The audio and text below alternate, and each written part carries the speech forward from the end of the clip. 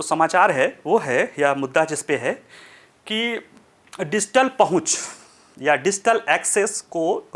Supreme court ने अपने एक निर्णय में ये कहा है कि जो डिजिटल पहुंच है ये संविधान के आर्टिकल 21, वो क्या है, जीवन और व्यक्तिगत स्वतंत्रता के अधिकार है, उसके तहत एक मूल अधिकार है। देखिए, सुप्रीम कोर्ट द्वारा अनुच्छेद 21 की व्याख्या एक ब्रॉडर वे में किया जाता है, क्योंकि जीवन और व्यक्तिगत अधिकार या जो है उसमें सिर्फ जीना ही नहीं है, एक बेहतर जीवन जीने के लिए जो कुछ भी परिस्थितियां होती है सब कुछ उसके दायरे में है। और उसके आधार पे सुप्रीम कोर्ट ने जो है काफ़ी लोगों के अधिकारों को बढ़ाया है, चाहे रेहड़ी पट्टी वाले का अधिकार हो, बाद में शिक्षा का अधिकार था, हालांकि अब तो अलग से मौलिक अधिकार ही बन गया है, जो पर्यावरण वाला मामला है, और भी बहुत सारे मान लें, निजता का, ये सारे जो है अपने सुप्रीम कोर्ट के न्याय निर्णय और उसकी व्याख्या के तहत ही अनुच्छेद 21 की व्याख्या हुई है। और अब इसकी व्याख्या को और बढ़ा दिया गया है कि डिजिटल पहुंच भी आर्टिकल 21 का एक पार्ट है। डिजिटल पहुंच क्या होता है? जैसे कि हम देखें तो वर्तमान में बहुत सारी सेवाएं डिजिटल संसाधनों के तहत या डिजिटल माध्यम के जरिए दी जाती हैं, लेकिन कुछ परिस्थितियों के कारण, कुछ सामाजिक, आर्थिक या अन्य परिस्थितियों के कारण कई सारे लोग उस डिजिटल सेवाओं की तक उनकी वो डिजिटल सेवाएं प्राप्त नहीं कर पाते हैं या उनमें असमर्थ हो जाते हैं।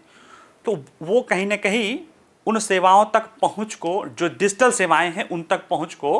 वो बाधित करती है, और डिजिटल डिवाइड और अन्य कई सारी चुनौतियां इसके राह में बाधक है। तो सुप्रीम कोर्ट ने कहा कि डिजिटल पहुंच, डिजिटल एक्सेस यानी डिजिटल सर्विसेज तक सभी का समान एक्सेस लोगों का मौलिक अधिकार है, वो भी आर्टिकल 21 के तहत। ठीक है, अब आप सोचिए कि अभी युद्ध का माहौल चल रहा है, आर्टिकल इतना इंपॉर्टेंट है, अगर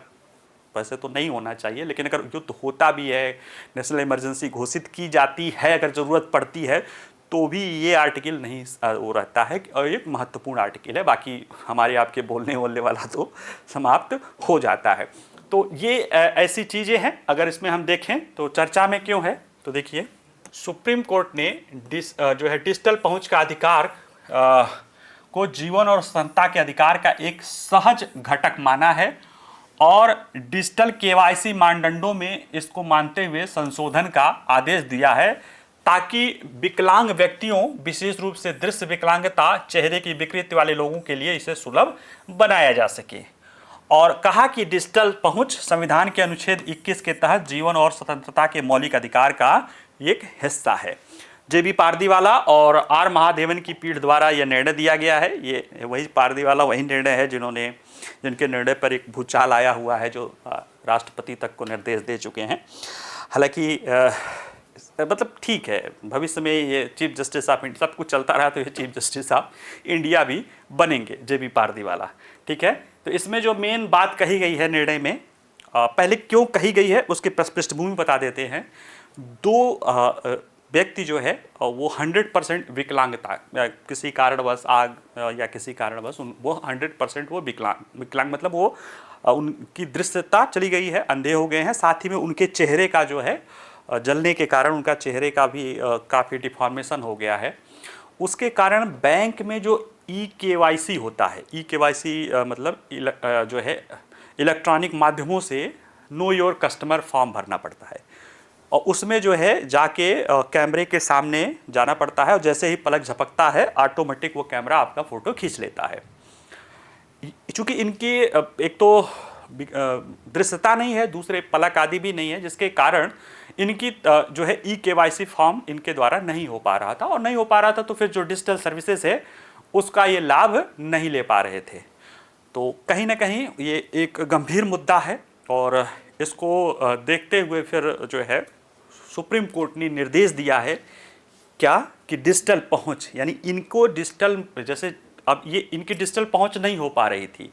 फिजिकल कारणों से, जिसके कारणों से डिजिटल पहुंच नहीं हो पा रही थी, तो इनको जो इनका अधिकार है, जो इनकी सेवाएं मिलनी चाहिए वो नहीं हो सकता, पेंशन हो या सरकार की जो विभिन्न योजनाएं हैं जो डायरेक्ट बेनिफिट ट्रांसफ़र के थ्रू आ रही है वो इनको नहीं मिल पा रही थी। तो ये कहीं ना कहीं उनके अधिकार प्रभावित हो रहा था। आपको याद होगा एक बहुत फोटो काफ़ी चर्चित रहा था 2-3 साल पहले था कि एक करीब 70-75 साल की बूढ़ी दादी थी जो है, वो टूटी कुर्सी का सहारा लेते हुए 5 किलोमीटर, उड़ीसा का मामला था, 5 किलोमीटर दूर बैंकों के पास गई थी। क्यों? क्योंकि उसके पहले जो उनका पेंशन आता था गांव में, ई-केवाई जो है ई मित्र योजना के तहत था, जिसमें अंगूठा लगा के और वो आधार कार्ड से ले रही थी, लेकिन उनका जो एज ज़्यादा होने के कारण जो है जो बायोमेट्रिक काम नहीं कर रहा था, तो वो उनको 5 किलोमीटर पैदल जाना पड़ता था। और वो तस्वीर आई थी, फिर वित्त मंत्री ने डांट लगाई थी, तो बैंकिंग ऑफिशियल्स वहाँ पे जाके अन्य माध्यमों के जरिए उनको कर रहे थे। तो ऐसे बहुत सारे मामले हैं।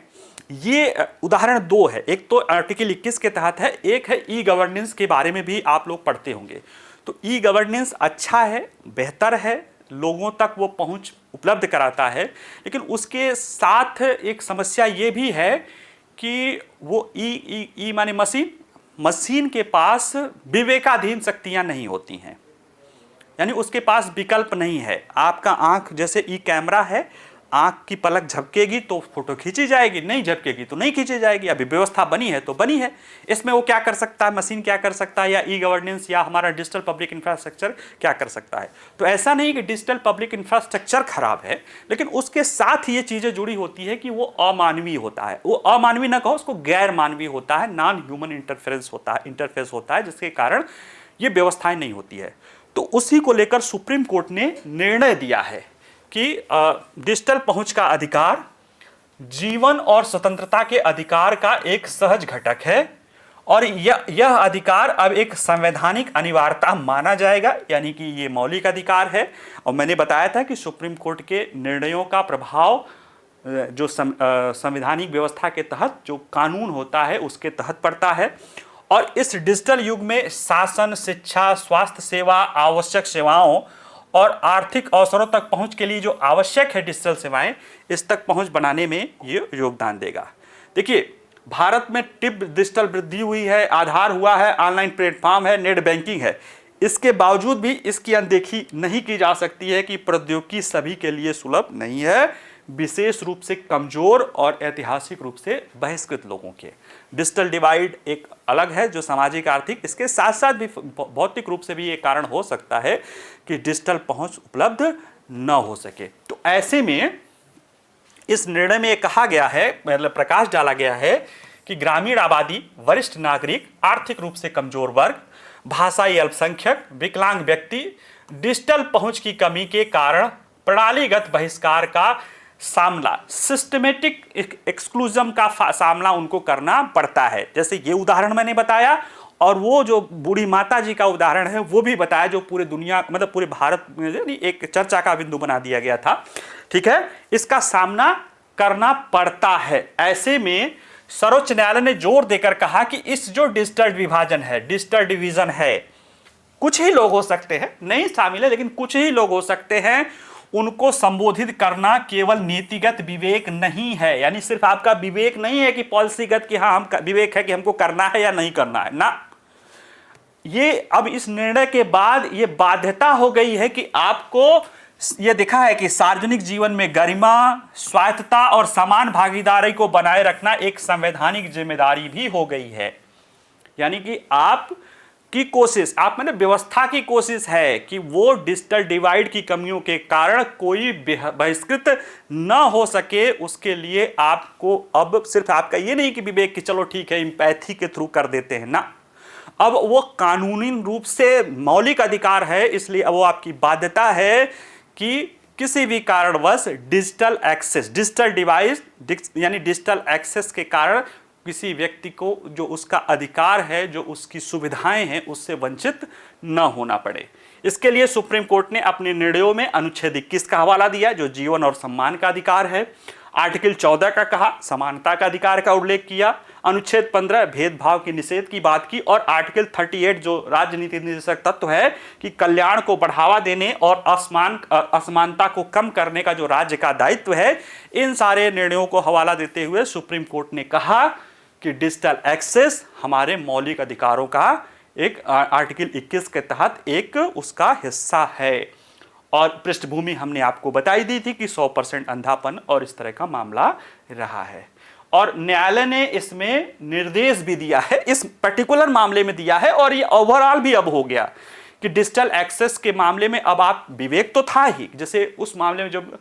वित्त मंत्री ने डांटा तो जो है बैंक वाले जाके उनको फाइनेंस लिए। अब ये विवेक नहीं है, विवेक जो है नहीं, ये बाध्यता है कि आप देखेंगे कि कई बार अगर किसी को डिजिटल एक्सेस होने में कारण बाधा, डिजिटल एक्सेस के कारण किसी की जो है सुविधाएं या व्यवस्थाएं नहीं मिल रही है तो आपको उससे दूर करने का काम करना पड़ेगा। इसलिए निर्देश भी दिया है। क्या दिया है इसमें, इस मामले में पर्टिकुलर जो निर्णय है कि ई-केवाईसी मामले में कि आरबीआई और अन्य सरकारी निकायों को निर्देश दिया कि दृष्टि बाधित और श्रवण बाधित उपयोगकर्ताओं के लिए केवाई मानदंडों में संशोधन करें। इसमें ब्रेल के साथ वाया सक्षम और सुलभ डिजिटल इंटरफेस जैसे वैकल्पिक प्रारूप विकसित करें।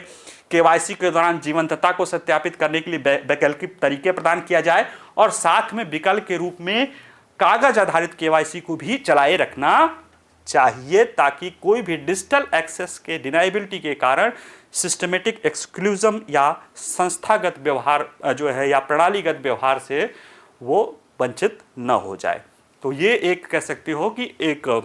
आप प्रोएक्टिव निर्णय है जिसका प्रभाव पड़ेगा। और आप इसे जो ई संरचना या ई गवर्नेंस की कमियों में भी जब दिखाएंगे तो उसका भी उदाहरण, आप इसे लेटेस्ट उदाहरण है, आप इसे दे सकते हैं और सुझाव भी बता सकते हैं, क्योंकि अब ये क्या हो गया है, आर्टिकल 21 का हिस्सा हो गया है।